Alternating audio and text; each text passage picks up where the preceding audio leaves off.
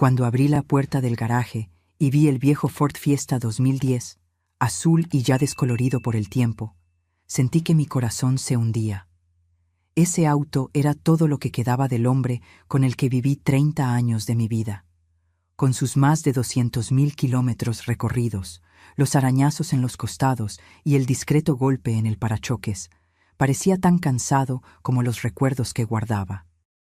Mi nuera miró el auto y se rió, inclinándose para susurrarle algo a mi hijo, lo suficientemente alto para que yo lo oyera, ni siquiera para dejar algo que valiera la pena, solo esta chatarra. Fingí que no me importaba, pero unas horas después, al encender el auto, vi algo extraño en el GPS. Encontré un mensaje oculto que mi difunto esposo me había dejado, y lo que descubrí a continuación me hizo temblar de pavor. Pero antes de continuar, verifica si ya estás suscrito al canal y escribe en los comentarios ¿desde dónde estás viendo este video? Nos encanta saber hasta dónde están llegando nuestras historias. Me llamo Elena, tengo 61 años, y hasta hace 3 semanas creía que conocía a mi esposo Carlos perfectamente. Estuvimos casados por casi 3 décadas. Él era gerente en una pequeña ferretería, ganaba un sueldo modesto, pero siempre cuidó de mí. Nunca tuvimos mucho, pero tampoco nos quejamos. Nuestra casa era rentada, un sencillo dúplex en un barrio de clase media baja en la Ciudad de México. Nuestros 2 hijos, Amanda y Rafael, ya estaban casados y con sus propias familias. Carlos siempre pareció preocupado por el dinero. Recortaba cupones, regateaba en las tiendas, insistía en reparar las cosas rotas en lugar de comprar nuevas. Necesitamos ahorrar para cuando seamos viejos, Elena, solía decir. Pero cuando murió, de forma inesperada, a los 65 años, de un ataque cardíaco fulminante mientras cortaba el césped de nuestro pequeño patio, no encontramos prácticamente nada en nuestras cuentas. Solo 1,200 pesos mexicanos en la cuenta de ahorro y aquel viejo Fiesta azul. Nuestra casa, que siempre pensé que estaba hipotecada, en realidad era rentada. El apartamento que supuse que estaba comprando para nuestro retiro aparentemente nunca existió. No había seguros, inversiones, nada. Al menos fue eso lo que el abogado dijo cuando leyó el testamento a la familia reunida en la sala de estar de la casa que ahora tendría que dejar en 60 días.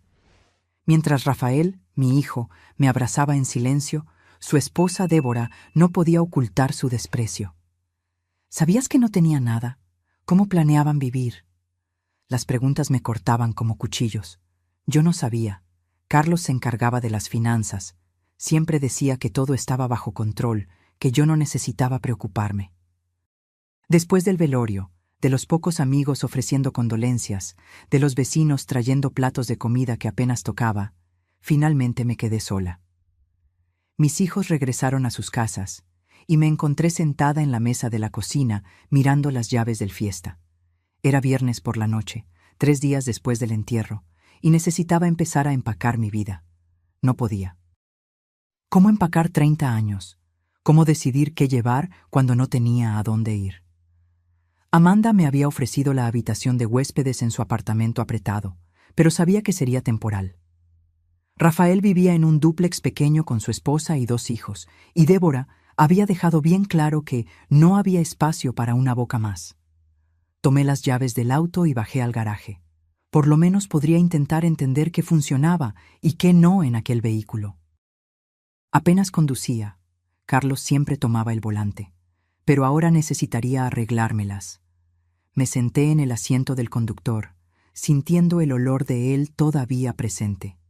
El cuero agrietado del volante, el tablero polvoriento, el pequeño San Cristóbal colgado del espejo retrovisor. Giré la llave y el motor tosió antes de arrancar. La radio se encendió automáticamente, tocando una canción antigua que solíamos bailar. La apagué rápidamente, incapaz de soportar aquel recuerdo. Fue entonces que noté el GPS incorporado en el tablero. Nunca lo habíamos usado. Carlos prefería mapas de papel. Decía que eran más confiables que esos cachivaches electrónicos. Por curiosidad, toqué la pantalla. El aparato se encendió y mostró un mapa de la ciudad. En la esquina de la pantalla había un icono que decía Favoritos. Presioné y solo apareció una dirección, guardada como para Elena. Me quedé paralizada. Carlos nunca había mencionado haber programado algo en el GPS, mucho menos algo con mi nombre. Mi dedo tembló sobre el botón Iniciar navegación. Miré el reloj. 8:13 p.m. Era tarde para salir, pero ¿qué tenía que perder? No podría dormir de todas formas. Cualquier cosa sería mejor que quedarme sentada sola en aquella casa que pronto no sería más mía. Apreté el botón y el GPS comenzó a guiarme. En 200 metros, gire a la derecha. La voz mecánica resonó por el auto silencioso. Salí del garaje cautelosamente, las manos temblorosas en el volante. Hacía años que no conducía sola, especialmente de noche. Las calles estaban relativamente vacías mientras seguía las instrucciones. 20 minutos después, me di cuenta de que estábamos saliendo de la ciudad en dirección a una zona más rural. Continúe en la carretera por 7 kilómetros, instruyó el GPS. ¿Qué podría querer mostrarme Carlos tan lejos de casa?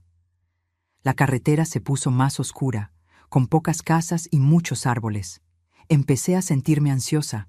¿Y si solo era un error? ¿Y si Carlos había programado esto para otra persona? ¿Por qué nunca había mencionado este lugar? En 300 metros, gire a la derecha en camino no pavimentado. Dudé, pero obedecí. El Fiesta traqueteó en el camino de tierra, los faros iluminando una senda estrecha entre árboles densos. Mi ansiedad aumentó. Tal vez esto era una pésima idea. Llegó a su destino, anunció el GPS. Detuve el auto y miré alrededor. No había nada más que oscuridad y árboles. Ninguna casa, ninguna construcción visible. Solo un pequeño claro y lo que parecía ser el inicio de un sendero. Apagué el motor, pero dejé los faros encendidos, iluminando el camino por delante. Salí del auto con la linterna del celular en mano. El aire de la noche estaba fresco, y el silencio era interrumpido solo por el sonido distante de grillos. El sendero frente a mí era estrecho pero bien definido, como si alguien lo recorriera con frecuencia. «Carlos, ¿qué querías mostrarme aquí?», murmuré a la oscuridad. Con el corazón acelerado, comencé a caminar por el sendero. Después de unos 100 metros, la vegetación se abrió en otro claro más pequeño. En el centro había una pequeña cabaña de madera, simple pero bien conservada. Una luz tenue brillaba a través de una ventana. Me acerqué lentamente, sorprendida y confundida. Nunca supe que Carlos poseyera ninguna propiedad además de nuestra casa rentada. ¿Cómo tendría una cabaña? ¿Por qué nunca me lo dijo? En la puerta de la cabaña había un sobre plastificado pegado a la madera. Cuando me acerqué, vi mi nombre escrito con la caligrafía inconfundible de Carlos. Con dedos temblorosos, abrí el sobre y saqué una carta y una llave. «Mi querida Elena», comenzaba la carta. «Si estás leyendo esto, significa que ya no estoy contigo y que encontraste mi último regalo. Sé que debes estar confundida y tal vez hasta enojada conmigo ahora, pero te pido que entres y veas lo que preparé para ti durante todos estos años». Me quedé inmóvil ante la puerta de la cabaña, releyendo el primer párrafo de la carta a la luz tenue de la linterna del celular. La caligrafía de Carlos, tan familiar y ahora tan dolorosa de ver, parecía saltar del papel. Respiré hondo y continué leyendo. «Durante toda nuestra vida juntos, mi mayor miedo siempre fue dejarte desamparada. Mientras yo estuviera vivo, podría trabajar, podría cuidar de ti. Pero, ¿y después? El mundo no es amable con viudas mayores sin recursos, Helena. Entonces comencé un plan, hace muchos años, cuando aún éramos jóvenes y esperabas a Amanda. Nuestros hijos piensan que fui un fracasado financiero, que desperdicié nuestra vida con un trabajo mediocre, que no conseguí ni siquiera comprar nuestra propia casa. Dejé que pensaran eso. Dejé que todos pensaran eso.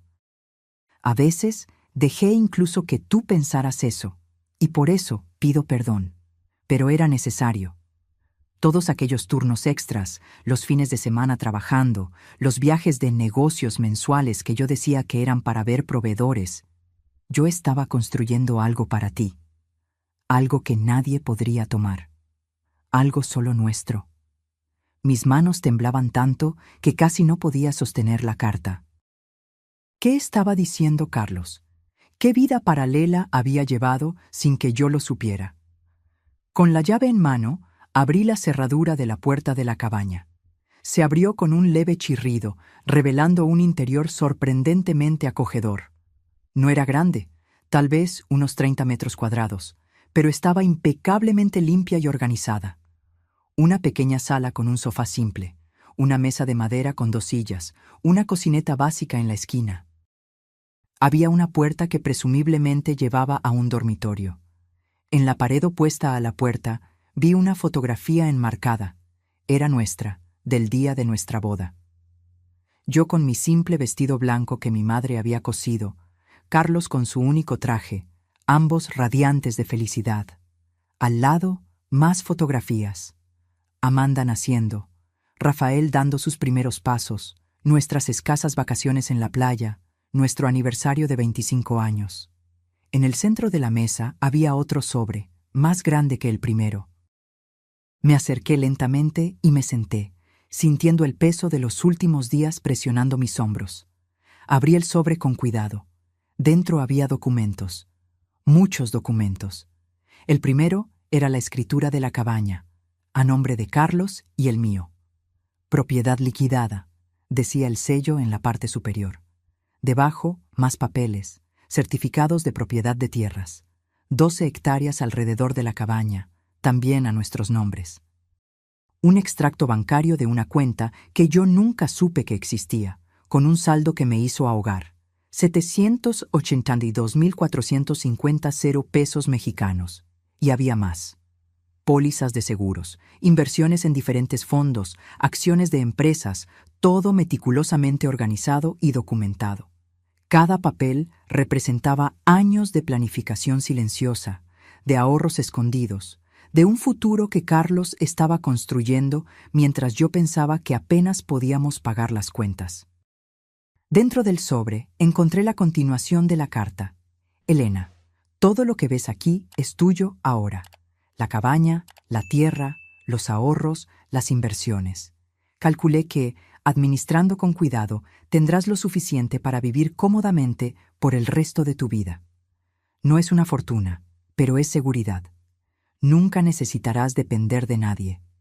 Elegí no incluir esto en el testamento oficial porque no quería que nadie lo supiera, ni siquiera nuestros hijos. No porque no confíe en ellos, sino porque aprendí a lo largo de los años que el dinero cambia a las personas, y principalmente porque quería que esta fuera una conversación entre nosotros dos, incluso si yo ya me hubiera ido. Debes estar preguntándote por qué mantuve todo esto en secreto.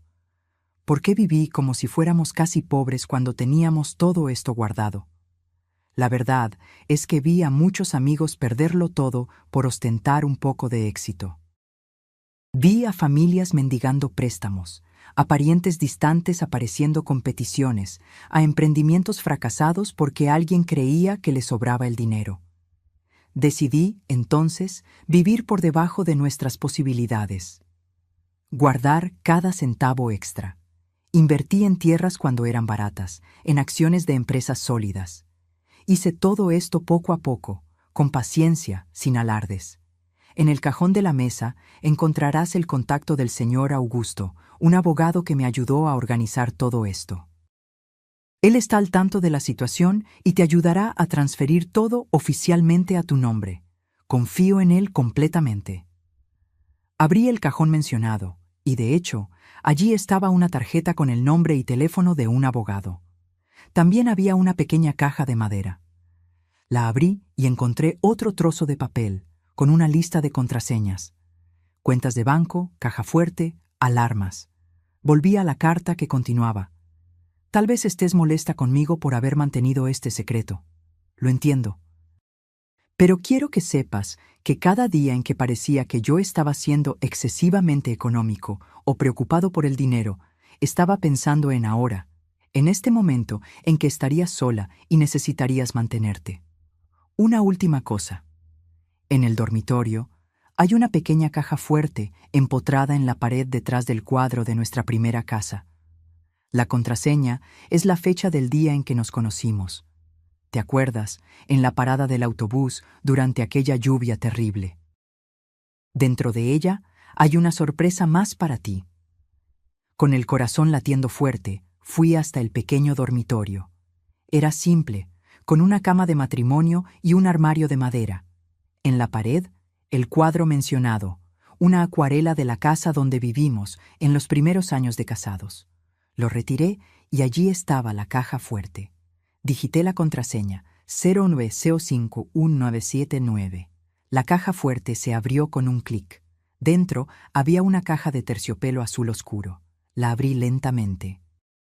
Era un collar de oro con un dije de zafiro, la piedra que Carlos siempre decía que combinaba con mis ojos.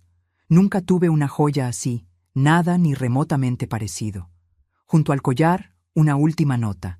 Para que siempre recuerdes que, incluso en las dificultades, siempre fuiste mi tesoro más preciado. Te amaré por siempre, Carlos. Las lágrimas que había contenido hasta entonces vinieron como un torrente incontrolable. Me senté en la orilla de la cama, el collar en una mano, las cartas en la otra, llorando por este hombre que había pasado décadas construyendo un futuro para mí, en silencio, sin reconocimiento, sin que nadie lo supiera. En ese momento, entendí que nunca había conocido a mi esposo por completo.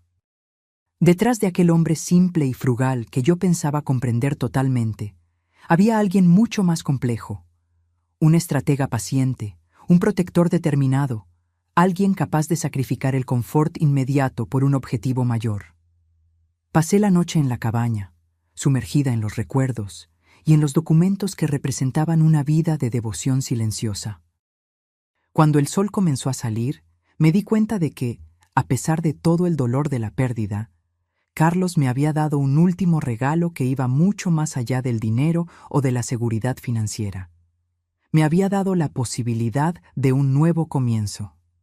A la mañana siguiente salí de la cabaña al aire fresco del campo. El sol iluminaba las 12 hectáreas de tierra que ahora eran mías. Una propiedad que, según los documentos, Carlos venía comprando poco a poco, parcela por parcela, durante los últimos 20 años. Caminé por la propiedad, descubriendo un pequeño lago, árboles frutales plantados a intervalos regulares, y hasta un huerto bien cuidado en la parte trasera de la cabaña. ¿Quién mantenía todo esto mientras Carlos estaba trabajando en la Ciudad de México? En los documentos encontré la respuesta. Un contrato con el señor Joaquín, un señor local que cuidaba la propiedad semanalmente. El contrato estaba pagado por un año entero más. Volví a la cabaña y tomé un café, pensando en lo que haría a continuación. La realidad comenzaba a asentarse. Yo no estaba desamparada. No necesitaría la caridad renuente de mis hijos o la compasión fingida de mi nuera. Tenía un lugar para vivir, dinero para mantenerme y un futuro que, aunque solitario sin Carlos, no era desesperado. Tomé el celular y llamé a mis hijos. Les pedí que vinieran a encontrarme en aquella dirección, diciendo solo que había descubierto algo importante que Carlos había dejado. Amanda sonó preocupada, Rafael confuso, pero ambos prometieron venir al final de la tarde. Mientras esperaba, organicé los documentos en la mesa. Releí todo varias veces, todavía intentando absorber la magnitud de lo que Carlos había hecho. Entendí entonces por qué él siempre parecía tan cansado, por qué trabajaba tanto, por qué insistía en ahorrar cada centavo. No era avaricia, era amor. A las 4 de la tarde oí autos acercándose. Salí al porche de la cabaña y vi 2 vehículos deteniéndose al lado de mi fiesta. El pequeño Honda de Amanda y el Chevrolet de Rafael, con Débora en el asiento del pasajero. «Mamá, ¿qué es este lugar? ¿Cómo lo encontraste?» Amanda corrió hacia mí, abrazándome fuerte. Ella parecía genuinamente preocupada. «Hemos estado intentando llamarte por horas». Rafael se acercó más despacio, mirando alrededor con curiosidad evidente. ¿De quién es esta cabaña? ¿Por qué nos llamaste aquí? Débora permaneció unos pasos atrás, examinando todo con expresión crítica. Deberías estar descansando en casa, no conduciendo por ahí sola, comentó, sin mirarme a los ojos. Vengan conmigo, dije simplemente, conduciéndolos dentro de la cabaña. Los tres se detuvieron en la entrada, sorprendidos con el interior acogedor y bien cuidado. Siéntense, indiqué la mesa donde los documentos estaban dispuestos. Tengo algo que mostrarles. Les conté entonces sobre el GPS en el auto, sobre cómo había seguido las coordenadas la noche anterior, sobre lo que había encontrado. Les expliqué sobre los documentos, sobre la estrategia financiera de Carlos, sobre la vida doble que él había creado, no por deshonestidad, sino por precaución y amor. Amanda comenzó a llorar cuando mostré los valores de las cuentas e inversiones. Rafael se quedó en silencio, mirando fijamente la escritura de la propiedad con nuestros nombres. Débora palideció visiblemente. Les estoy mostrando esto porque son mi familia, expliqué. Quiero que sepan que estoy bien, que no necesitan preocuparse por mí. Su padre cuidó de todo. ¿Por qué nunca nos lo contó? Rafael finalmente habló, su voz temblorosa. ¿Por qué vivir como si estuviéramos siempre al borde de la quiebra cuando teníamos... ¿esto? Le pasé la parte de la carta donde Carlos explicaba sus motivos. Rafael leyó en voz alta, su voz quebrándose en las últimas palabras. Amanda se secó las lágrimas. Él siempre fue tan discreto, tan reservado sobre el dinero. Recuerdo cómo se molestaba cuando pedíamos juguetes caros o ropa de marca. Él estaba enseñándonos a valorar lo que importa, respondí, entendiendo ahora más claramente las actitudes de Carlos. Él quería que fuéramos felices con poco, porque sabía que la verdadera riqueza no está en lo que poseemos. Débora, que había permanecido en silencio, finalmente habló. Entonces, ¿todo esto es tuyo ahora? ¿La cabaña, el terreno, el dinero? Sí, respondí simplemente. Pero mis planes no cambiaron. Voy a seguir viviendo modestamente, como Carlos me enseñó. La única diferencia es que ahora puedo hacerlo en mi propio espacio, sin ser una carga para nadie. Algo se encendió en sus ojos, una mezcla de sorpresa, vergüenza y tal vez cálculo. Conocía bien aquella mirada. En los pocos años desde que ella se había casado con Rafael, yo había visto aquella expresión siempre que se mencionaba el dinero. Bueno, esto es una gran sorpresa, murmuró. Estamos muy felices por ti, por supuesto. Y si necesitas ayuda para administrar todo esto, Rafael tiene experiencia con inversiones, ¿no es así, querido? Mi hijo parecía incómodo. Mamá sabe lo que está haciendo, Débora. Además, papá ya proveyó un abogado para ayudarla. Pasamos las horas siguientes explorando la propiedad juntos. Les mostré el lago, los árboles frutales, el huerto. Amanda sugirió que podríamos hacer un almuerzo familiar allí todos los meses. Rafael, siempre práctico, comenzó a hacer planes para mejorar el camino de acceso. La propiedad se ubicaba cerca del hermoso pueblo de Huasca de Ocampo. Cuando el sol comenzó a ponerse, Amanda me abrazó fuerte. Voy a extrañarte en la ciudad, pero estoy feliz de que tengas este lugar. Parece algo que papá haría, cuidando de ti incluso después de irse. Rafael también me abrazó, sosteniéndome por más tiempo de lo habitual. Perdóname, susurró. Debí haber insistido más en ayudarte, en lugar de dejar que Débora... No completó la frase, pero no era necesario. Está todo bien, respondí. Ustedes no sabían. Nadie sabía. Mientras ellos se preparaban para irse, Débora se acercó a mí con una sonrisa que no alcanzaba sus ojos. Elena, necesito pedirte disculpas por lo que dije el día del testamento, sobre que Carlos no había dejado ni para un funeral decente. Fue cruel y equivocado. La miré, viendo no solo la falsedad de sus palabras, sino también algo más, el arrepentimiento no por la crueldad, sino por haber subestimado a mi esposo, por haber juzgado nuestra vida basada solo en lo que podía ver. No tienes que disculparte, Débora, respondí tranquilamente. En realidad, tenías razón. Carlos no dejó dinero para un funeral. Hizo algo mucho mejor. Dejó recursos para que yo continuara viviendo. Ella abrió la boca para responder, pero no encontró palabras. Con un asentimiento rígido, se dirigió al auto de Rafael. Me quedé en el porche mientras los dos autos se alejaban por el camino de tierra, ahora iluminado por el último brillo del atardecer. El peso que había cargado en los días desde la muerte de Carlos, el miedo al futuro, la humillación de la aparente pobreza, la angustia de la dependencia, comenzaba lentamente a disiparse.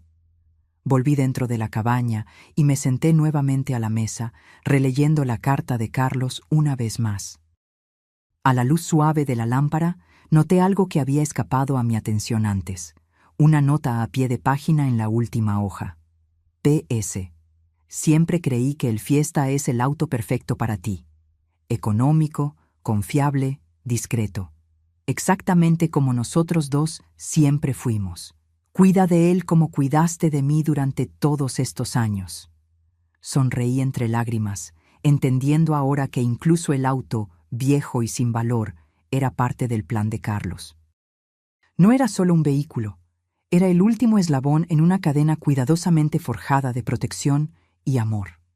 Aquella noche dormí por primera vez en la cabaña, bajo el techo que Carlos había provisto, envuelta en la seguridad que él había construido meticulosamente a lo largo de décadas. El vacío de su ausencia aún dolía, pero ahora estaba permeado por algo nuevo, un profundo sentido de gratitud por el hombre que me había amado tan profundamente, al punto de planear incluso su propia ausencia. Una semana después del descubrimiento de la cabaña, yo ya había tomado una decisión. Aquel sería mi nuevo hogar.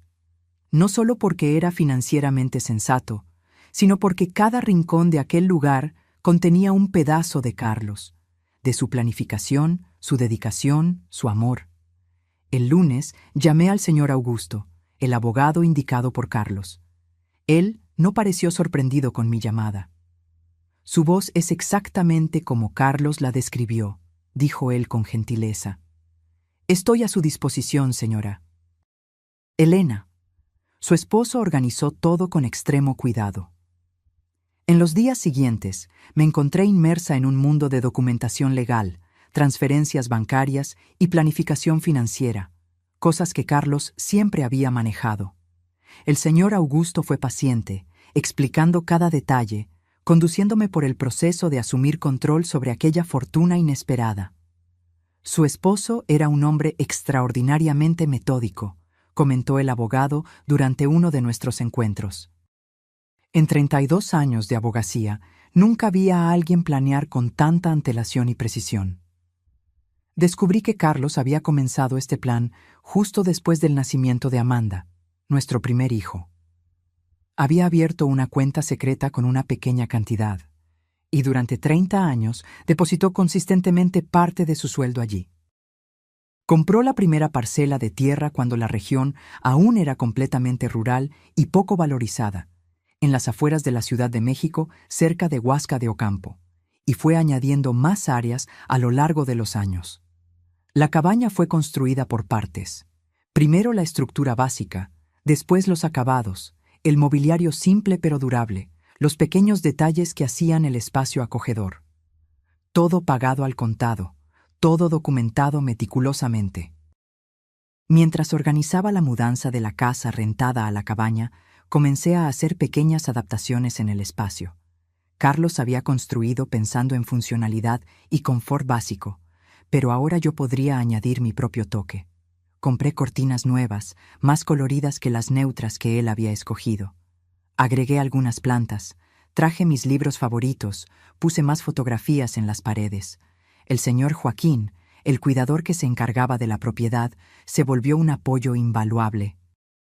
Un señor de casi 70 años, de pocas palabras, que conocía cada centímetro de aquellas tierras. Su esposo venía aquí 2 veces al mes, me contó Joaquín mientras me mostraba cómo funcionaba el sistema de irrigación del huerto. siempre los fines de semana que decía estar trabajando. Él mismo plantó cada uno de esos árboles frutales, ¿sabe? Decía que quería que usted tuviera frutas frescas todo el año. Miré el huerto ordenado, manzanos, naranjos, durazneros, todos en diferentes etapas de crecimiento, e imaginé a Carlos aquí, solo, plantando cada árbol pensando en mí.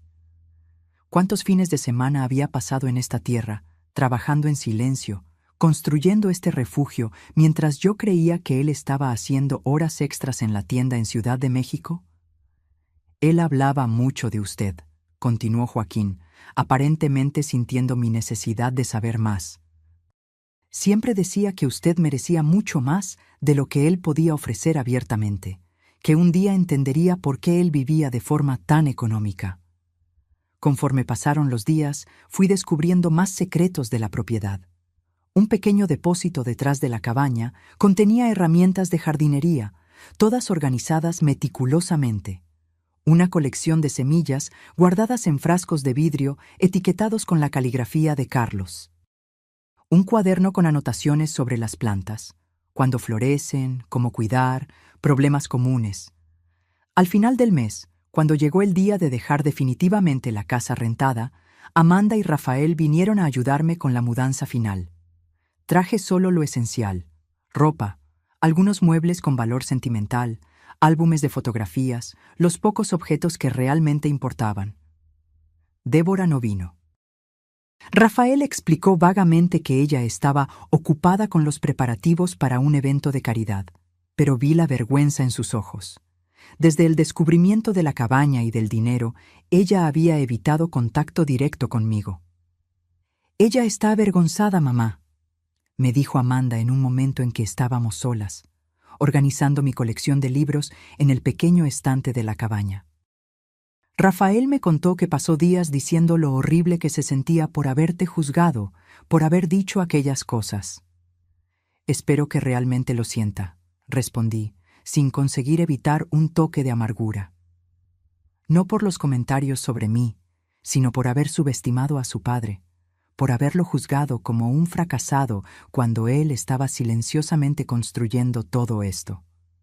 Amanda abrazó mis hombros. A papá nunca le importó lo que los otros pensaran. A él le importaban los resultados, no las apariencias. Creo que él estaría riendo ahora, sabiendo cómo nos sorprendió a todos.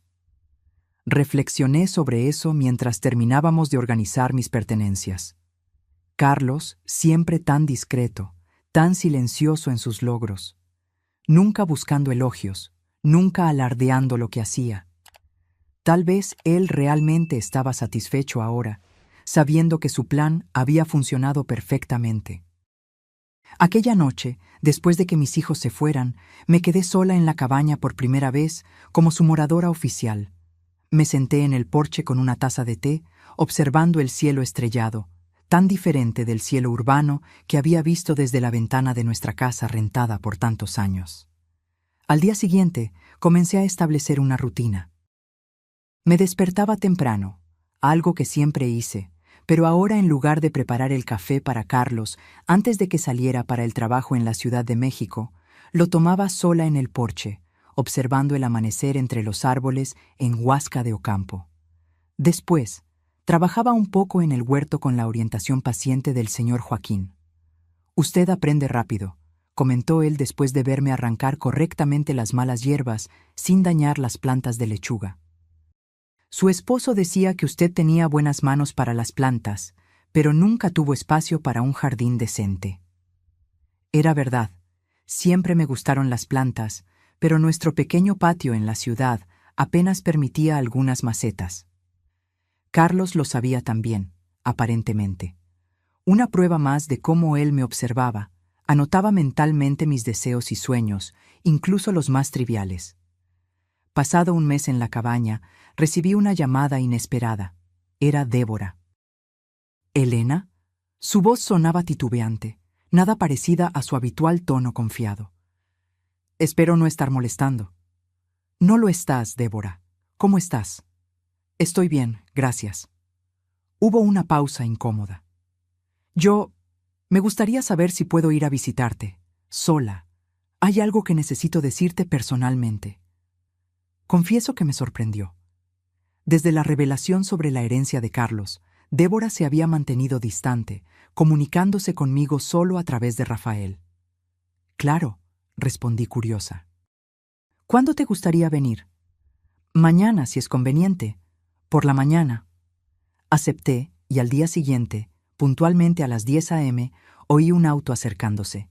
Por la ventana de la cocina vi a Débora salir de su reluciente Audi, pareciendo fuera de lugar en su conjunto de saco y pantalón sastre en el ambiente rural.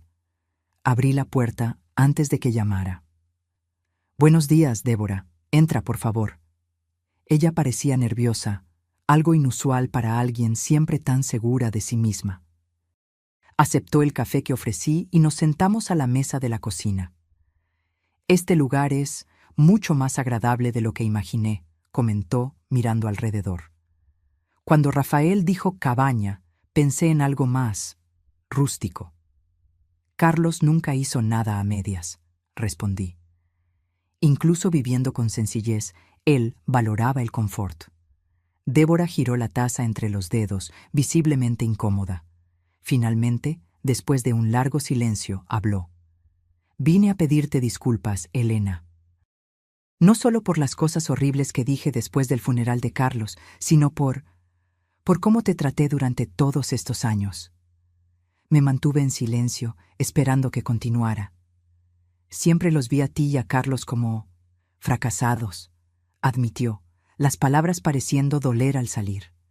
«Siempre pensé, ¿cómo alguien puede trabajar por 30 años y no tener nada que mostrar? Sin casa propia, sin auto de lujo, sin viajes internacionales. Los juzgué por la ausencia de cosas materiales». Ella miró por la ventana hacia el huerto en flor que se extendía más allá de la cabaña. «Pero ahora me doy cuenta de que estaban construyendo algo mucho más grande, mucho más significativo que las apariencias que yo valoraba tanto. Mientras yo publicaba fotos de cenas caras en las redes sociales y me endeudaba para mantener una imagen, Carlos estaba silenciosamente construyendo un patrimonio real». Su voz falló, y me di cuenta de que sus ojos estaban húmedos. «Rafael y yo estamos ahogados en deudas, Elena. ¿Aquel auto en la entrada? Financiado. Nuestra casa, hipotecada hasta el techo, todo para mantener una imagen de éxito que no existe. Y lo más irónico, los consideré a ti y a Carlos un ejemplo de fracaso, cuando en realidad ustedes eran los que estaban haciendo todo bien». Me quedé en silencio, procesando aquella confesión inesperada. Parte de mí sentía una satisfacción amarga. La nuera que siempre me había mirado con condescendencia, ahora admitía su error. Pero otra parte de mí sentía compasión por la joven mujer claramente en conflicto frente a mí. «Débora, no necesitamos vivir en función del juicio ajeno», dije finalmente. Carlos entendió eso mucho antes que yo. A él no le importaba lo que los otros pensaran de nuestro estilo de vida, con tal de que estuviéramos seguros. ¿Cómo podías vivir así, sin importarte lo que los otros pensaban, sin desear más? Reflexioné sobre la pregunta. Era algo que yo misma había cuestionado en los primeros días después del descubrimiento de la cabaña. «Yo confiaba en Carlos», respondí honestamente, «y aprendí a encontrar alegría en las pequeñas cosas. Una cena simple juntos, un paseo en el parque, ver a nuestros hijos crecer. No necesitábamos mucho para ser felices». Nuestra conversación continuó por horas, más honesta y profunda que cualquier otra que hubiéramos tenido antes. Cuando Débora finalmente se preparó para irse, parecía diferente, más ligera tal vez, como si hubiera depositado una carga que había llevado por mucho tiempo. «Elena», dijo, ya en la puerta, ¿crees que podrías enseñarme un poco sobre jardinería? ¿Sobre cómo cultivar alimentos? Quiero intentar ahorrar, vivir más como ustedes vivían». Sonreí, sorprendida y conmovida por la petición. «Claro, Débora. Ven cuando quieras. Yo también estoy aprendiendo, pero podemos aprender juntas». En las semanas siguientes, para mi sorpresa, Débora comenzó a aparecer regularmente, primero sola, después con Rafael y los niños. Poco a poco, La cabaña que Carlos había construido para mí comenzó a transformarse en un punto de encuentro familiar. Amanda traía a su esposo e hijo los fines de semana. A los niños les encantaba explorar la propiedad, jugar en el lago, recoger frutas directamente de los árboles. En una de esas visitas, Rafael me buscó mientras yo regaba las plantas del jardín. «Mamá, ¿puedo preguntarte algo? Algo en lo que he estado pensando desde que descubrimos todo esto». «Claro, hijo. ¿Nunca desconfiaste? En todos esos años, ¿nunca te diste cuenta de que papá estaba construyendo todo esto?» Puse la regadera y lo miré, considerando la pregunta. Hubo momentos, pequeños detalles que no tenían sentido, depósitos que desaparecían antes de ser registrados en las cuentas que yo veía, fines de semana de trabajo de los que volvía más cansado de lo que debería, a veces con tierra bajo las uñas a pesar de trabajar en una tienda, llamadas telefónicas que atendía en privado. Sonreí al recordar esos momentos. Creo que, en el fondo, yo sabía que había algo más, pero confiaba en él completamente. Si Carlos estaba escondiendo algo, yo creía que sería por un buen motivo. Rafael me miró con una expresión que mezclaba admiración y perplejidad. Eso es extraordinario, mamá. Ese tipo de confianza. No sé si conseguiría hacer lo mismo. Tu padre me dio motivos para confiar en él durante 30 años de matrimonio, respondí. Él nunca me dio razón para dudar de su carácter o de su amor. Y al final, él probó que merecía cada gramo de esa confianza. Mientras Rafael se alejaba, pensé en cómo la vida había cambiado en estos últimos meses.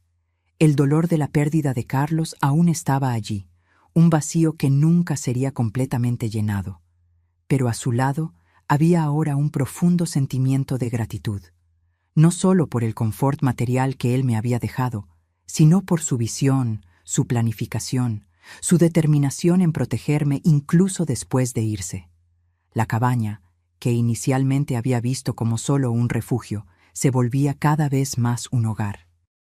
El lugar donde la familia se reunía, donde yo plantaba mis propias flores, donde sentía la presencia de Carlos en los detalles que él había tan cuidadosamente planeado. Por la noche, sola, yo todavía lloraba a veces. No solo de tristeza, sino de una emoción compleja, una mezcla de pérdida, amor, gratitud y admiración por el hombre extraordinario que había escogido compartir su vida conmigo y que continuaba cuidando de mí incluso después de irse. Hasta 6 meses pasaron desde que encontré la cabaña. El otoño llegó, transformando el paisaje en tonos dorados y rojos en las tierras de Huasca de Ocampo. Los manzanos estaban cargados, y yo pasaba las mañanas recogiendo frutas con la ayuda del señor Joaquín, que pacientemente me enseñaba a identificar las que estaban en el punto justo. En una tarde particularmente agradable, mientras organizaba uno de los cajones de la oficina improvisada que había montado en un rincón de la sala, encontré un cuaderno marrón de tapa dura que no había notado antes. Estaba parcialmente escondido bajo otros documentos. Lo abrí con curiosidad y reconocí inmediatamente la letra de Carlos, aquella caligrafía metódica y clara que yo conocía tan bien. Era una especie de diario, pero no el tipo común con entradas diarias sobre sentimientos personales. Era un registro de sus visitas a la propiedad, comenzando 24 años atrás. 17 de marzo de 2001. Compré 2 hectáreas adyacentes más al terreno original. El vendedor pensó que yo estaba loco por querer tierras tan aisladas, pero el precio estaba excelente. Algún día, cuando Elena descubra todo esto, ella tendrá un lugar tranquilo para vivir. Mis ojos se llenaron de lágrimas mientras volteaba las páginas amarillentas. En cada entrada, Carlos detallaba sus actividades: la compra de más tierras, la plantación de árboles, el inicio de la construcción de la cabaña, las mejoras a lo largo de los años. 05 de septiembre de 2008. Terminé el techo de la cabaña hoy. Me tomó más tiempo de lo planeado, pero quise hacer todo con cuidado. Quiero que Elena tenga un lugar sólido, que no necesite reparaciones constantes cuando yo ya no esté aquí. La realidad de su planificación me golpeó con nueva fuerza. Carlos no solo había ahorrado dinero para mí, Él había literalmente construido un futuro con sus propias manos, ladrillo por ladrillo, árbol por árbol. 18 de julio de 2015. Planté durazneros hoy. A Elena siempre le gustaron los duraznos frescos, pero nunca pudimos tener un huerto en la ciudad. Calculé que estarán dando buenos frutos en unos 8 o 10 años. Espero estar vivo para verlos, pero si no lo estoy, espero que a ella le guste este regalo tardío. Me senté en la silla, el cuaderno abierto en mi regazo, imaginando a Carlos planeando plazos de maduración de árboles frutales, considerando un futuro en el que él no estaría presente. El pesimismo práctico de sus anotaciones contrastaba con el profundo optimismo del acto de plantar, crear algo que solo daría frutos años después. Continué leyendo, cada página revelando más del hombre con quien había compartido mi vida, pero que, aparentemente, yo nunca había conocido completamente. 02 de noviembre de 2019. El médico encontró algo en el examen. No le dije nada a Elena todavía. No quiero preocuparla sin necesidad. Pero si las sospechas se confirman, necesito acelerar los planes. La cabaña está prácticamente lista, pero aún hay detalles que quiero finalizar. El dinero está invertido de forma segura.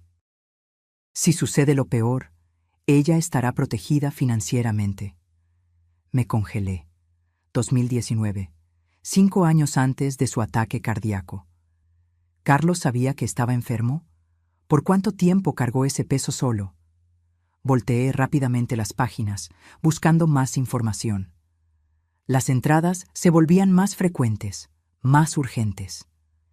15/01/2020. Confirmado, es un problema cardíaco grave. El médico recomendó cirugía, pero las chances no son buenas. Decidí no contarle a Elena por ahora. ¿Para qué? Ella solo se preocuparía, y no hay mucho que se pueda hacer aparte de lo que ya estamos haciendo. Estoy tomando los medicamentos, siguiendo la dieta. Mientras tanto, trabajo lo máximo que puedo aquí en la propiedad. Quiero dejar todo perfecto para ella. Una ola de choque recorrió mi cuerpo, rió mi... ¿Carlos había pasado los últimos 4 años de su vida sabiendo que estaba muriendo? Todos aquellos almuerzos ligeros que él insistía en comer, la caminata diaria que comenzó para mantenerse en forma, ¿eran parte de un régimen médico que él me escondía? Las últimas páginas del diario eran esporádicas, con entradas más breves, como si cada palabra exigiera esfuerzo. 07 de junio de 2023. Programé el GPS hoy. Parece una tontería, pero es importante que Elena encuentre este lugar cuando yo ya no esté aquí. Pensé en simplemente darle la dirección, pero ella merece la jornada del descubrimiento. Merece sentir lo que sentí todas las veces que vine para acá. La anticipación, la sensación de algo especial esperando al final del camino. La última entrada era de apenas algunas semanas antes de su muerte. 23 de marzo de 2024. Ya no tengo energía para trabajar en la propiedad como antes. Le pedí al Señor, Joaquín, que asuma más responsabilidades. Él aceptó, sin hacer preguntas, aunque sospecho que él lo sabe. Siento que mi tiempo se está acabando, pero estoy en paz. Hice lo que pude para garantizar que Elena esté bien. Todo lo que construí, planté, ahorré, todo fue por ella. Solo espero que ella entienda por qué mantuve el secreto. No era desconfianza, era amor. Quería protegerla no solo de la inseguridad financiera, sino también del dolor de verme disminuyendo poco a poco. Prefiero que ella me recuerde fuerte, incluso si eso significa irme sin aviso. Cerré el cuaderno, incapaz de contener las lágrimas. Carlos había enfrentado su muerte inminente con la misma aproximación metódica y pragmática con que conducía todo en su vida. Había planeado, calculado, preparado todo, no solo el aspecto financiero, sino incluso cómo yo descubriría su último regalo. Y él había escogido sufrir solo, cargar el conocimiento de su enfermedad en silencio, para ahorrarme el dolor prolongado de verlo languidecer. No sabía si debía sentir gratitud por esta última protección o dolor por haber sido privada de la oportunidad de despedirme adecuadamente, de hacer sus últimos años más confortables, de decir todas las cosas que quedaron por decir. Aquella noche llamé a mis hijos. Necesitaba compartir este descubrimiento con ellos. Necesitaba que alguien más supiera la verdadera historia del hombre extraordinario que había sido su padre. Amanda lloró al teléfono. Rafael permaneció en silencio por largos momentos antes de decir, con la voz embargada, «Él fue más fuerte de lo que cualquiera de nosotros imaginaba». Al día siguiente, le pedí al señor Joaquín que viniera a conversar conmigo. Cuando se sentó a la mesa de la cocina, puse el diario frente a él. «Usted sabía sobre la enfermedad de él, ¿verdad?». El viejo cuidador asintió lentamente. Su esposo me hizo prometer que no le contaría a nadie. Dijo que era mejor así. ¿Por cuánto tiempo lo supo? Casi 5 años, por lo que entendí. En el último año, él apenas conseguía trabajar. Venía hasta aquí y se quedaba sentado en aquel banco cerca del lago, mirando todo lo que había construido. A veces me pedía que hiciera pequeños ajustes, un clavo aquí, una tabla allá. Otras veces solo se quedaba en silencio, como si estuviera despidiéndose. Imaginé a Carlos sentado solo a la orilla del lago, contemplando la propiedad que había creado para mí, consciente de que su tiempo se estaba acabando, pero determinado a completar su misión autoimpuesta. ¿Por qué cree que él nunca me contó? ¿Sobre la propiedad? ¿Sobre la enfermedad? Joaquín reflexionó antes de responder, sus manos callosas descansando sobre la mesa. Su esposo era un hombre reservado, doña Elena. No hablaba mucho, pero cuando hablaba de usted, sus ojos brillaban. Él me dijo una vez que la mayor alegría de él era verla feliz, despreocupada. Creo que él no quería que usted cargara el peso del conocimiento, ni sobre la enfermedad de él, ni sobre los sacrificios que hizo para construir todo esto. Sacrificios. La palabra resonó en mi mente. ¿Cuántos fines de semana Carlos había pasado trabajando en esta tierra en lugar de descansar? ¿Cuántas horas extras en la tienda en Ciudad de México? ¿Cuántos pequeños lujos negados a sí mismo para ahorrar algunos pesos más? Todo para construir este refugio que yo ahora llamaba hogar en Huasca de Ocampo. Aquella tarde, caminé hasta el lago y me senté en el mismo banco que Joaquín había mencionado. El sol de otoño se reflejaba en el agua, creando patrones dorados en la superficie. Los árboles alrededor, muchos plantados por las propias manos de Carlos, se mecían suavemente con la brisa. Yo habría compartido esta carga contigo, susurré al aire, como si él pudiera oírme. Pero entiendo por qué escogiste cargarla solo. Era quien tú eras, el protector, el proveedor, siempre pensando en mí antes que en ti mismo. En los días siguientes, encontré un nuevo propósito. Comencé a registrar mi propia versión de la historia en un cuaderno similar al de Carlos. No solo para mí, sino para mis hijos, mis nietos, para quien viniera después. Quería que conocieran al verdadero Carlos, no solo al hombre quieto y frugal que parecía haber dejado poco para su familia, sino al visionario paciente que había construido un legado de amor a lo largo de décadas. Y a medida que el otoño daba lugar al invierno, encontré una paz que no esperaba. El dolor de la pérdida permanecía, pero ahora estaba entrelazado con una profunda admiración por el hombre que me había amado tan completamente, tan silenciosamente, hasta su último suspiro. El primer aniversario de la muerte de Carlos se acercaba, trayendo consigo una melancolía que intenté contrabalancear con actividad constante. Transformé la pequeña oficina en un espacio de recuerdos, fotografías nuestras a lo largo de los años, objetos que él valoraba, el diario que había encontrado cuidadosamente preservado en una caja de madera que Rafael había hecho especialmente para eso. El invierno había sido difícil. La soledad a veces pesaba, especialmente en las noches más frías. Pero había desarrollado una rutina que me sustentaba.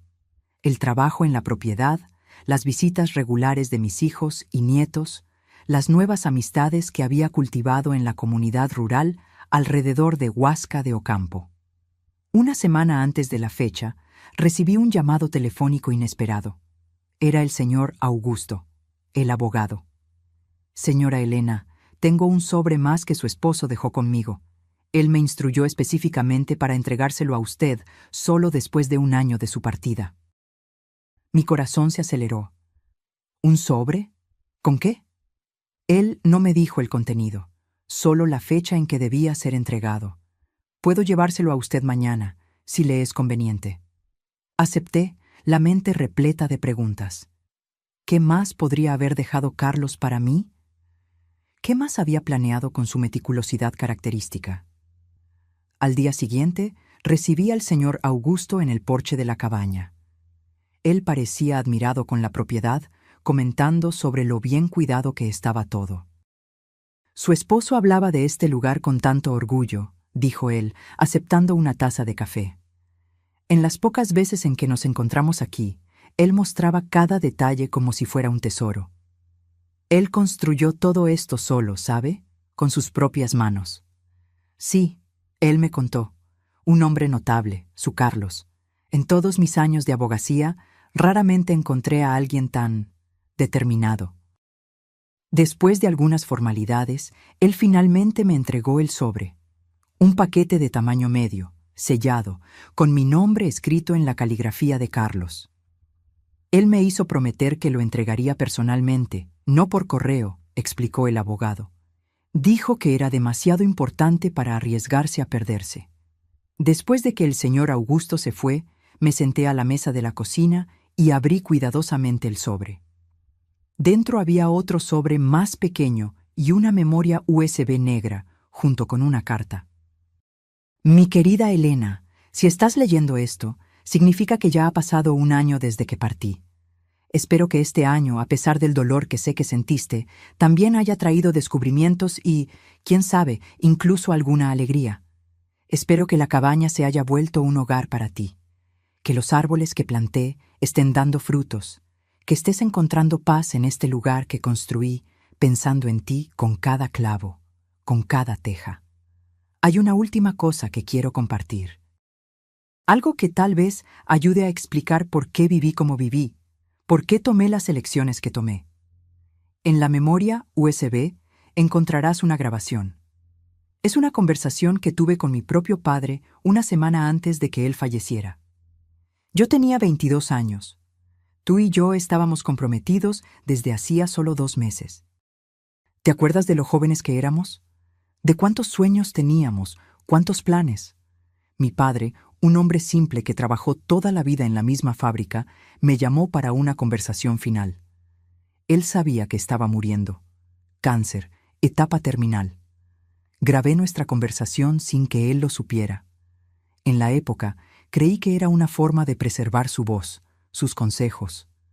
No me di cuenta de que sería el modelo para todo lo que haría en los 40 años siguientes. Escucha cuando estés lista. Tal vez ayude a entender al hombre con quien te casaste. Un hombre que, incluso después de tantos años a tu lado, tal vez permaneció un misterio en algunos aspectos. El sobre más pequeño contiene otra sorpresa, algo que compré hace muchos años y guardé para este momento específico. Un símbolo, nada más. Con todo mi amor, para siempre, Carlos.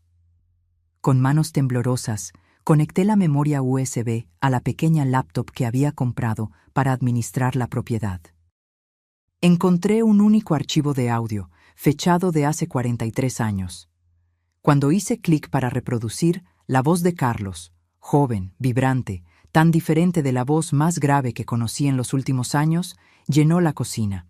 «Papá, ¿puedo grabar nuestra conversación para recordar después?»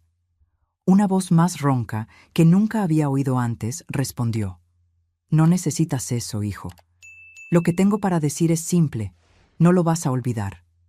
Aún así, me gustaría tener tu voz conmigo». Un suspiro. «Entonces está bien. ¿Qué quieres saber?» «Me llamaste para conversar. Dijiste que tenías algo importante para decirme antes de que yo muera. Puedes decirlo, hijo. Es la verdad. No hay por qué esconderla. Hubo una pausa, y entonces la voz del padre de Carlos continuó, más suave. Te vas a casar pronto, con una buena muchacha. Estoy feliz por eso, aunque no esté aquí para verlo. Quiero darte un consejo, el único que realmente importa. El mismo que mi padre me dio, y el padre de él antes de eso. Otra pausa, más larga. El valor de un hombre no está en lo que posee, sino en lo que protege. ¿Entiendes lo que quiero decir? No es el tamaño de la casa lo que importa. Es si mantiene a tu familia seca cuando llueve. No es el modelo del auto. Es si lleva a tu familia con seguridad a donde necesita ir. Lágrimas escurrían por mi rostro mientras oía al hombre que nunca conocí articular la filosofía que había definido la vida de Carlos. Tu madre nunca tuvo joyas caras, nunca tuvo ropa de marca, pero nunca faltó comida en nuestra mesa. Nunca tuvimos que escoger entre medicina y renta, nunca tuvimos que rogar por ayuda. Eso es dignidad, hijo. Eso es lo que un hombre debe ofrecer a su familia, no lujo, sino seguridad. No apariencia, sino substancia. La voz del padre de Carlos falló un poco y oí el sonido de un vaso siendo colocado sobre una mesa. Veo a jóvenes hoy comprando autos que no pueden pagar, casas que los esclavizan con deudas, todo para impresionar a personas que no se importan con ellos. No seas así. Vive por debajo de tus posibilidades, ahorra para el futuro. Construye algo sólido, aunque tome décadas. Sé la roca donde tu familia puede apoyarse cuando la tormenta venga. Y la tormenta siempre viene, hijo, siempre viene. La grabación continuó por unos minutos más. Consejos prácticos sobre dinero, sobre trabajo, sobre familia. Cuando terminó, me quedé sentada en silencio, absorbiendo la profundidad de lo que había oído. Finalmente, abrí el sobre más pequeño. Dentro había una llave antigua prendida a un cordón simple junto con una nota. Esta es la llave de la casa donde nací. La casa ya no existe. Fue demolida hace décadas para dar lugar a un supermercado. Pero guardé la llave como recuerdo de lo que mi padre me enseñó. Ahora es tuya. No porque abra cualquier puerta, sino porque representa lo que intenté ser para ti. Un refugio seguro, una protección confiable, un puerto en medio de la tormenta. Fuiste mi mayor tesoro, Elena. Cada sacrificio, cada hora extra, cada pequeño lujo que renuncié, todo valió la pena por saber que estarías protegida incluso después de que yo me fuera. Me puse el cordón alrededor del cuello, la llave antigua reposando contra mi corazón. Era pesada, sustancial, como el amor que Carlos había demostrado silenciosamente por tantos años.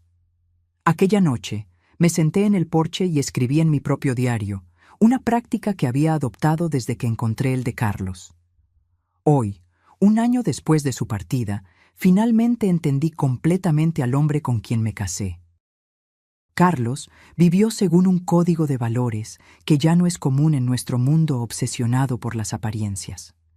Él valoraba seguridad por encima de confort, substancia por encima de estilo, protección por encima de ostentación.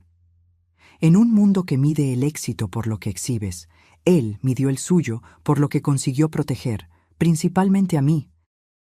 Su legado no son solo los árboles que plantó o el dinero que guardó, sino el ejemplo de amor que demostró. Un amor que no necesita focos, que no busca aplausos, que se expresa a través de actos silenciosos de devoción constante. Llevo esa lección conmigo ahora. Y mientras el mundo allá afuera continúa corriendo tras lo más nuevo, lo más brillante, lo más impresionante, encuentro paz sabiendo que fui amada de la forma más verdadera posible, no con palabras grandiosas o gestos espectaculares, sino con una vida entera de pequeñas decisiones hechas pensando en mí. La primavera trajo nueva vida a la propiedad en Huasca de Ocampo. Los durazneros que Carlos había plantado casi 10 años antes florecieron abundantemente, prometiendo una cosecha generosa en los meses siguientes. Alrededor de la cabaña planté flores coloridas, algo que Carlos, siempre práctico, no había priorizado, pero que yo sabía que él apreciaría por hacerme feliz. En una mañana soleada de abril, recibí una visita inesperada. Un auto que no reconocí se detuvo al inicio del sendero que llevaba a la cabaña. Un hombre de mediana edad salió, mirando alrededor con curiosidad evidente. ¿Puedo ayudarlo?, pregunté desde el porche, cautelosa con visitantes desconocidos. El hombre sonrió, retirándose los lentes de sol. «Señora Elena, mi nombre es Ricardo Méndez. No sé si Carlos alguna vez mencionó mi nombre». Fruncí el ceño, intentando recordar. No lo recuerdo. ¿Era amigo de mi esposo? Colega de trabajo, en realidad. No en la ferretería, sino... Bueno, es sobre eso que vine a conversar. ¿Puedo tener unos minutos de su tiempo? Intrigada, lo invité a entrar. Servimos café en el porche, aprovechando el clima agradable. Ricardo parecía incómodo, inseguro sobre cómo empezar. «Señora Elena, trabajo para una empresa de inversiones inmobiliarias. Me enteré de su pérdida solo recientemente, y creí que tal vez Carlos no tuvo tiempo de explicar todo sobre los negocios que hacíamos juntos». Sentí una ola de confusión. ¿Negocios? Carlos trabajaba en la ferretería. Era gerente allí por casi 30 años en la Ciudad de México. Ricardo asintió, una sonrisa comprensiva en su rostro. Sí, lo era. Pero esa era solo una parte de su vida profesional. Carlos también trabajaba con nosotros como consultor de inversiones inmobiliarias. De hecho, él tenía un talento excepcional para identificar propiedades subvaloradas con potencial de apreciación. Ricardo tomó un sorbo de café antes de continuar. No entiendo. Carlos nunca mencionó otro empleo. Él era muy discreto sobre eso, Ricardo explicó gentilmente. Comenzó hace unos 25 años, casi por casualidad. Carlos vino a nuestra oficina para obtener información sobre un terreno. Este terreno, de hecho. Él gesticuló hacia la propiedad a nuestro alrededor. En la conversación, demostró un conocimiento notable sobre valores de tierra en la región, tendencias de desarrollo, factores que influencian la apreciación a largo plazo. Ricardo tomó un sorbo de café antes de continuar. Mi padre, que era el fundador de la empresa, le ofreció un trabajo de medio tiempo como consultor. Carlos se rehusó inicialmente, pero mi padre insistió en al menos pagar por sus opiniones sobre algunos terrenos que estábamos considerando. Fue así que comenzó. Yo estaba aturdida. ¿Me está diciendo que Carlos tenía un segundo empleo secreto durante todos esos años? No exactamente un empleo regular. Él nos ayudaba a evaluar propiedades, principalmente en áreas rurales como esta, alrededor de Huasca de Ocampo. A veces, hacía esto remotamente, analizando datos y mapas. Otras veces, visitaba los lugares personalmente. Eran aquellos viajes de negocios mensuales para ver proveedores, me imagino. Carlos tenía una intuición natural para lo que funcionaría a largo plazo.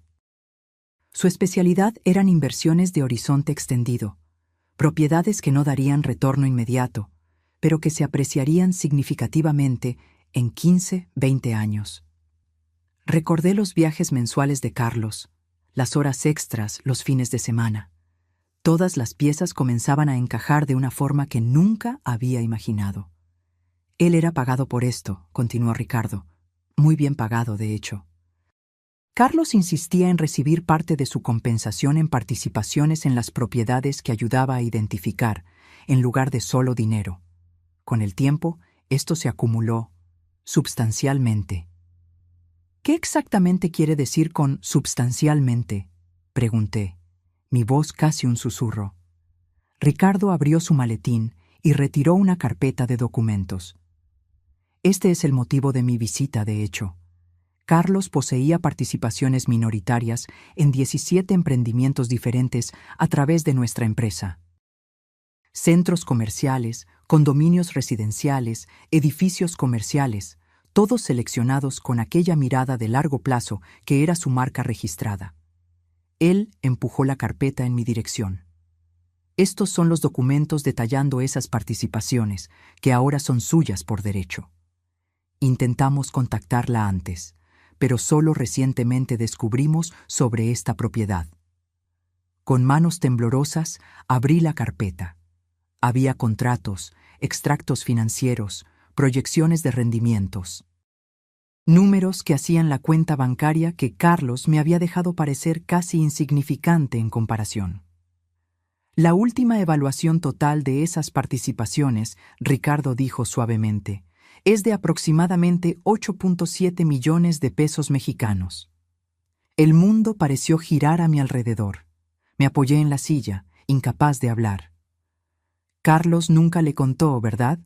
Ricardo preguntó gentilmente. Moví la cabeza, las lágrimas comenzando a empañar mi visión.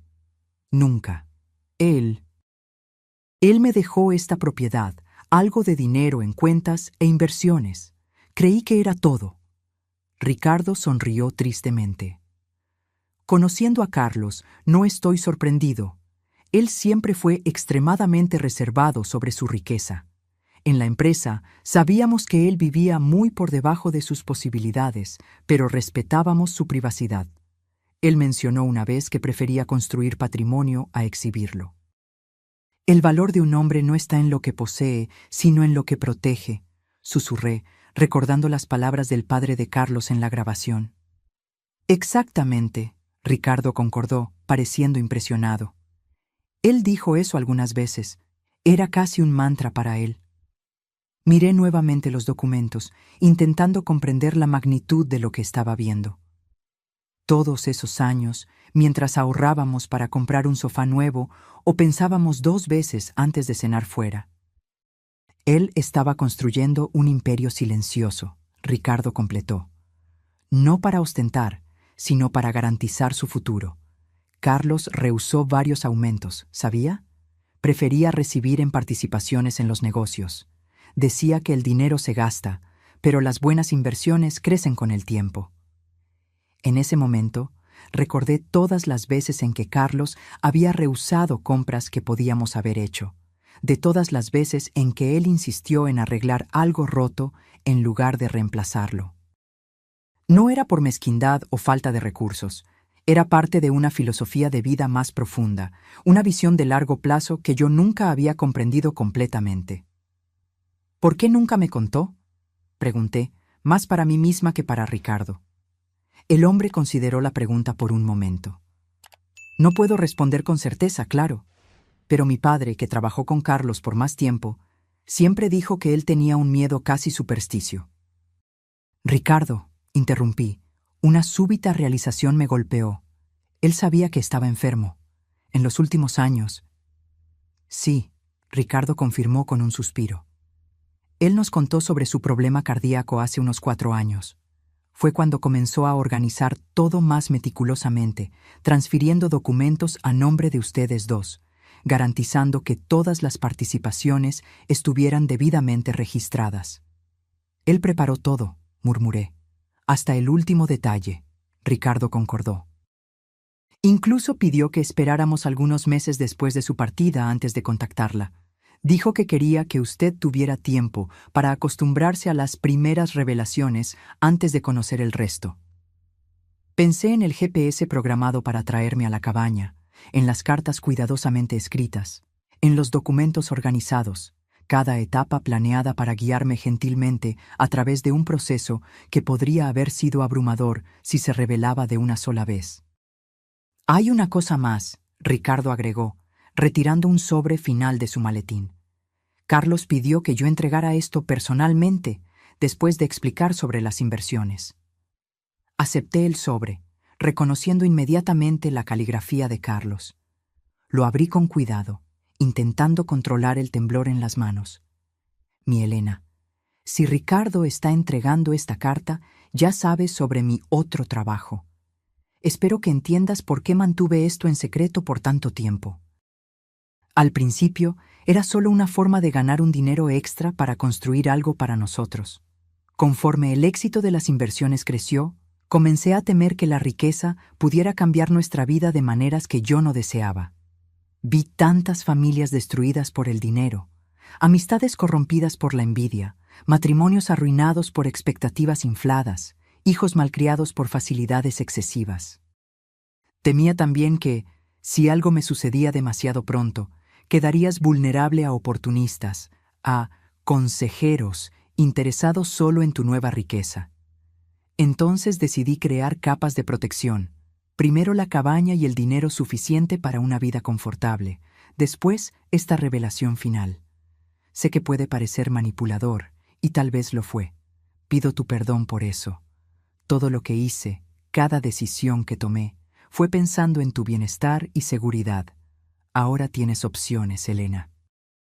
Todas las opciones que yo siempre quise que tuvieras. Puedes seguir viviendo simplemente en la cabaña, usar solo lo que necesites de los rendimientos para vivir cómodamente. Puedes ayudar a nuestros hijos, nietos, causas que valoras. Puedes viajar, explorar, hacer todo lo que siempre soñamos pero pospusimos para después. Solo pido una cosa, no dejes que el dinero cambie quién eres. La mujer simple, gentil y generosa con quien me casé, que encontraba alegría en las pequeñas cosas, que valoraba a las personas por encima de las posesiones. Esa es la verdadera riqueza que tuvimos. Siempre fuiste mi tesoro más precioso. Para siempre tuyo, Carlos. Cuando terminé de leer, las lágrimas corrían libremente por mi rostro. Ricardo discretamente me entregó un pañuelo, esperando pacientemente que yo recuperara la compostura. Él era un hombre extraordinario, comentó Ricardo suavemente. Todos en la empresa lo respetaban profundamente. Nunca conocí a alguien que combinara tanta astucia financiera con tanta integridad personal. Asentí, incapaz de hablar.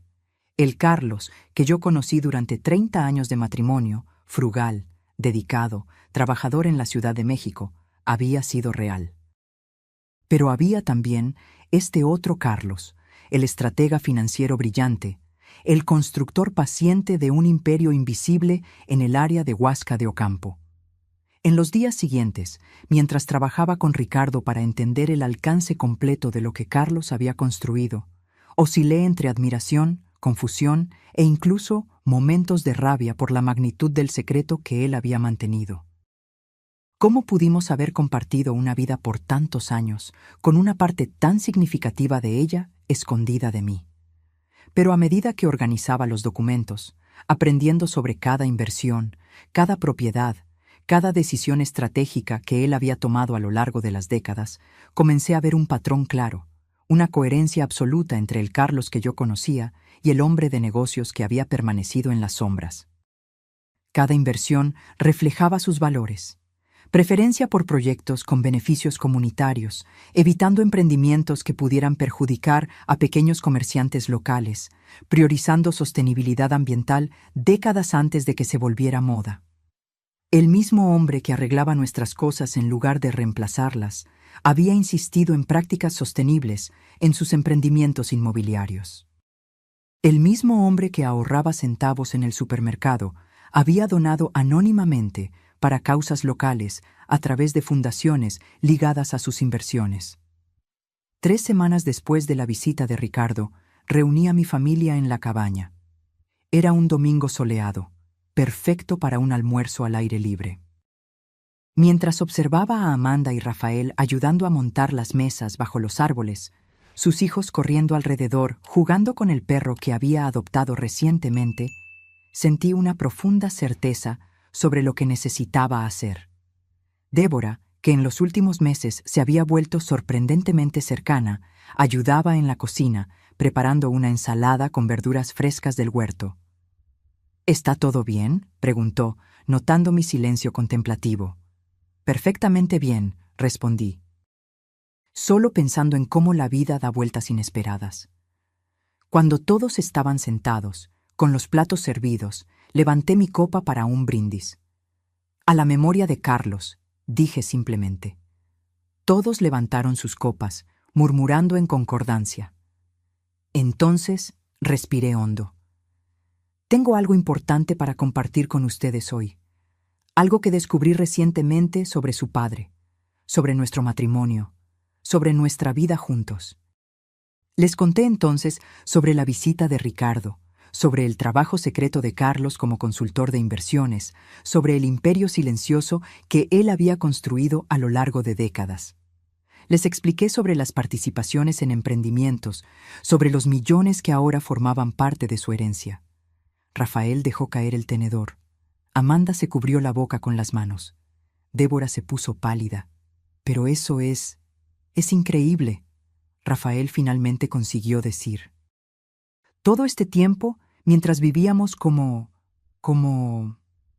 una familia de clase media común, completé. Exactamente como su padre quería. Él creía que la riqueza ostensible nos cambiaría, nos alejaría de los valores que realmente le importaban. Les mostré entonces la última carta de Carlos, dejando que leyeran sus explicaciones en sus propias palabras. Cuando terminaron, todos estaban emocionados. Él era un genio, murmuró Amanda, secándose las lágrimas. Un genio secreto. Más que eso, agregué. Era un hombre con una visión muy clara de lo que significaba amar a su familia. Para él, el amor significaba protección, seguridad, garantía de futuro, no solo para mí, sino para todos ustedes también. Miré entonces a mis hijos, a mi nuera, a mis nietos. Y es por eso que tomé algunas decisiones sobre qué hacer con esta herencia inesperada. Tomé una carpeta que había preparado y la puse sobre la mesa. Carlos construyó todo esto pensando en nuestra seguridad, en nuestro futuro. Siguiendo su ejemplo, estoy creando un fondo familiar. Cada uno de ustedes tendrá acceso a recursos suficientes para realizar sueños, comprar una casa mejor, invertir en educación, iniciar un negocio, lo que deseen.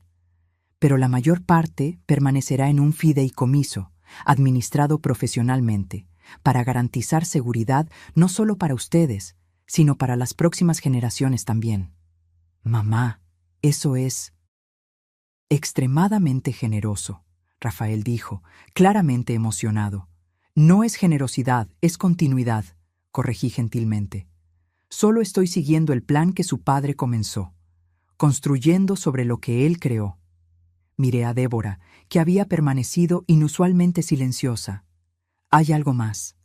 Rafael me contó sobre las dificultades financieras que enfrentan, las deudas acumuladas intentando mantener un estilo de vida más allá de sus posibilidades.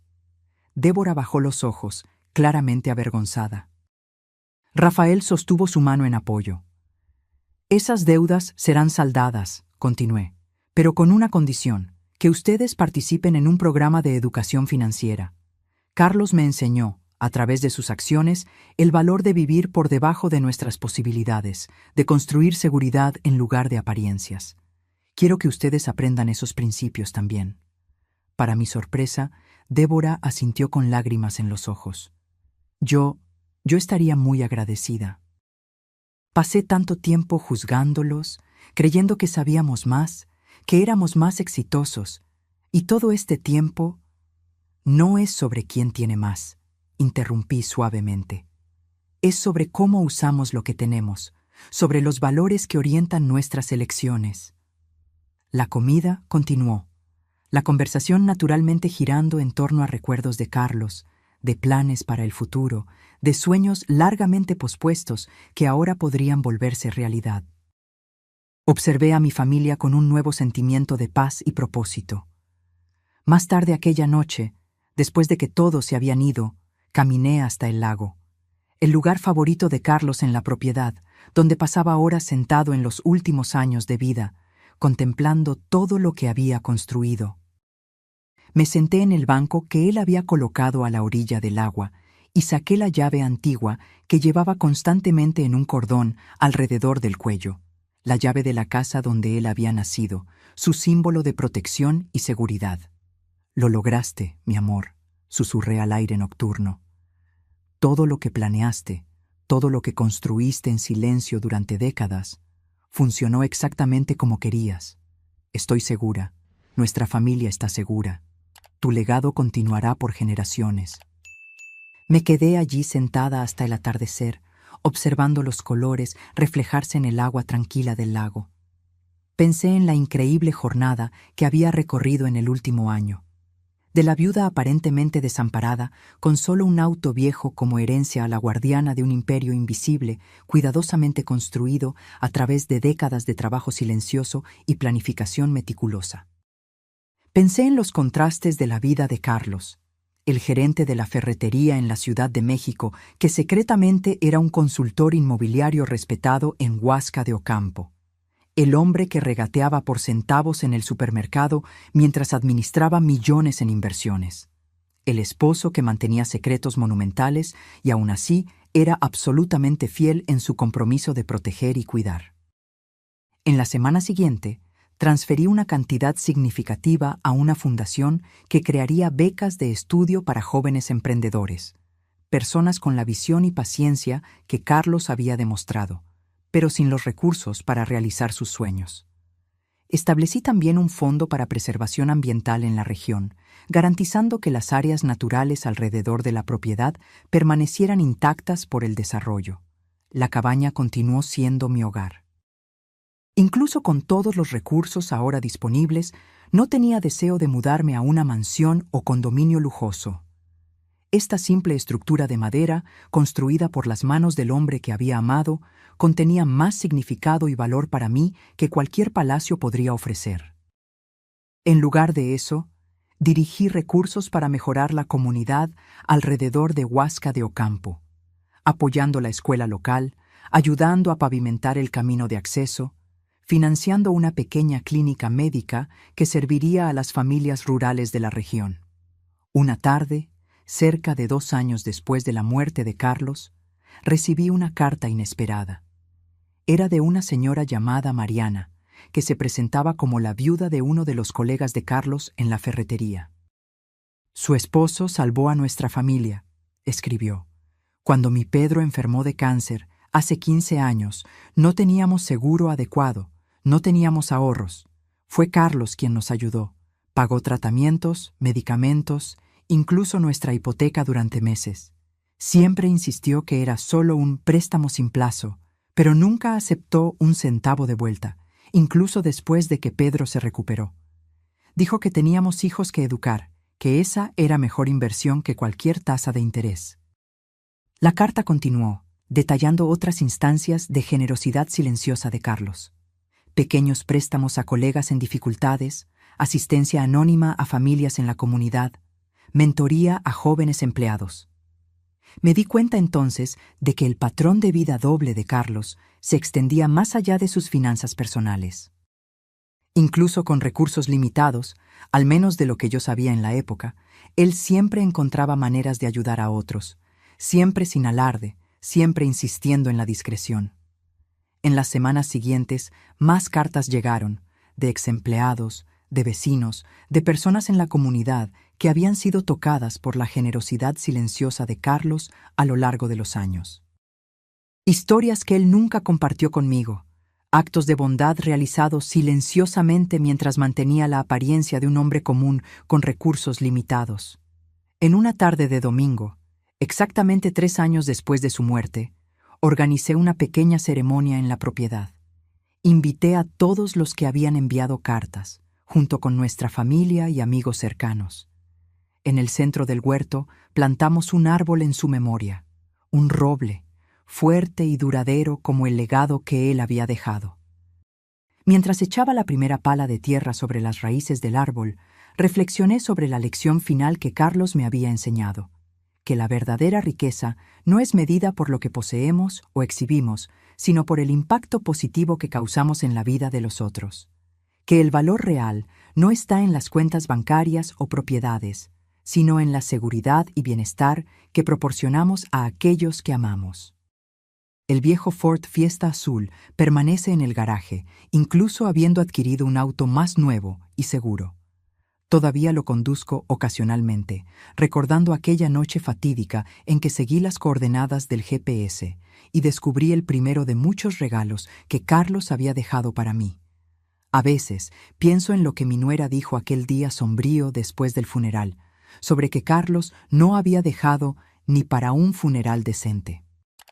Qué profundamente equivocada estaba, y cómo todos lo estábamos, de cierta forma. El hombre quieto y económico que conocíamos había dejado mucho más de lo que cualquiera podría imaginar, no solo en términos materiales, sino en lecciones de vida, en ejemplos de integridad, en demostraciones silenciosas de amor verdadero. En lugar de ostentar riqueza en vida, él escogió construir un legado que continuaría beneficiando a generaciones futuras. En lugar de buscar estatus y reconocimiento, se enfocó en proporcionar seguridad y oportunidades para aquellos que amaba. El último regalo de Carlos no fue el auto, ni la cabaña, ni siquiera los millones en inversiones. Fue la sabiduría que él vivió diariamente, que el amor verdadero se expresa no a través de palabras grandiosas o gestos espectaculares, sino a través de consistencia, de planificación cuidadosa, de sacrificio silencioso hecho de buena voluntad por aquellos que amamos. Una lección que llevo conmigo todos los días, como la llave antigua que aún cuelga alrededor de mi cuello. Un recordatorio constante del hombre extraordinario que escogió vivir una vida aparentemente común, pero que dejó un legado verdaderamente excepcional. Ahora, si te gustó esta historia, haz clic en suscribirte y dime en los comentarios qué parte te dejó con la boca abierta. Y no olvides hacerte miembro para tener acceso a videos exclusivos que no publico aquí. Te espero allá.